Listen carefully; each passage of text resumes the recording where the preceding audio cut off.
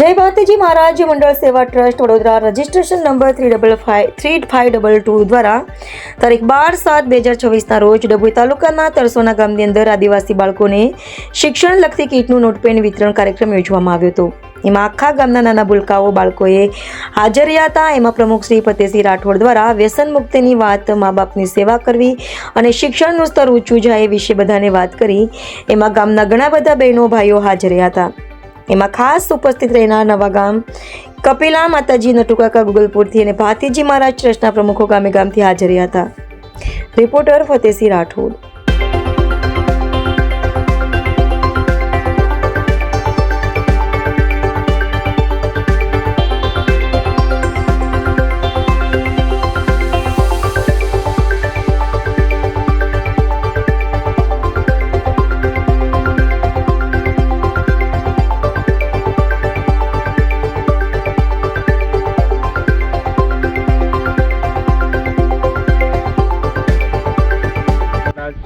આજે ડભોઈ તાલુકાનું એવું ગામ એટલે તરસોના ગામની અંદર ભારતીજી મંડળ સેવા ટ્રસ્ટ વડોદરા દ્વારા આજે આખા ગામના આદિવાસી બાળકોને એક ચોપડા વિતરણ એટલે કે શિક્ષણ કીટનું આયોજન વેચવાનો કાર્યક્રમ રાખ્યો હતો।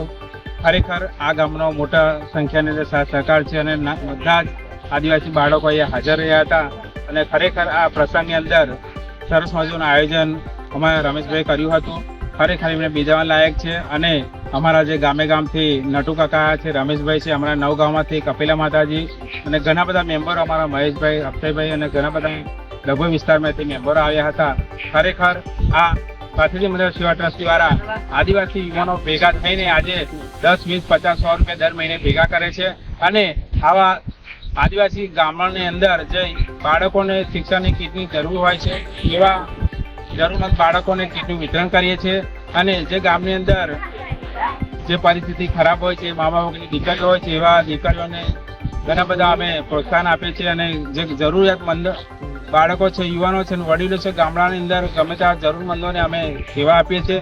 ખરેખર આ ભારતીજી મંડળ ટ્રસ્ટના યુવાનોને ધન્યવાદ છે કે આજે ભેગા થઈને આવા ગામની અંદર જઈને આવી સેવાની એક કીટ અને શિક્ષણ એ જ કલ્યાણ છે। ખરેખર આપણા સમાજની અંદર શિક્ષણનું સ્તર ઊંચું આવવું જોઈએ। જ્યાં સુધી શિક્ષણ નહીં હોય ત્યાં સુધી આપણા બાળકો બની નહીં શકે, ત્યાં સુધી આગળ નહીં આવી શકે અને શિક્ષણ વગર બધું મજૂરી કરવી પડશે અને શિક્ષણ હશે તો સારામાં સારી એમને નોકરી મળશે। એટલે ભારતીજી મંડળ ટ્રસ્ટ દ્વારા અમારે એટલું જ સંદેશો કહેવો છે બધાને કે આપણા જે ગામડે જે આદિવાસી વડીલો રહે છે એમને ખાસ વિનંતી છે કે તમારા બાળકોને ભણાવો અને જ્યાં સુધી બને ત્યાં સુધી તમારી પરિસ્થિતિ એવી હોય તો અમને પણ યાદ કરજો કે અમે પણ એમને મદદરૂપ અમે બનીશું અમારા યથાશક્તિ પ્રમાણે અને આવનારા સમયની અંદર આ સમાજ વ્યસન મુક્ત થાય, મા બાપની સેવા કરે એ જ આજે ભારતીય તરુણો પ્રાર્થના। સૌને જય ભારતીજી।